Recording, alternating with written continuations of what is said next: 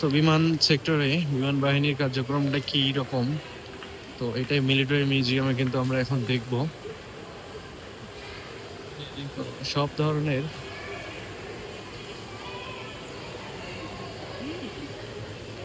বাংলাদেশ বিমান বাহিনীর হেলিকপ্টার সহ, এবং এটা একটা ইঞ্জিন দেখতে পাচ্ছি এখানে।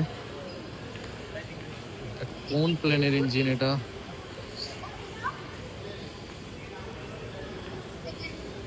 তো এটার মডেলটা এখনো দেখতে পাই নাই। যাই হোক, এটা FT6 ইঞ্জিন। ওপরে একটা প্লেন, এবং এখানেও কিছু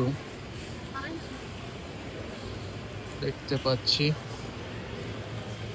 এটা একটা ইঞ্জিন।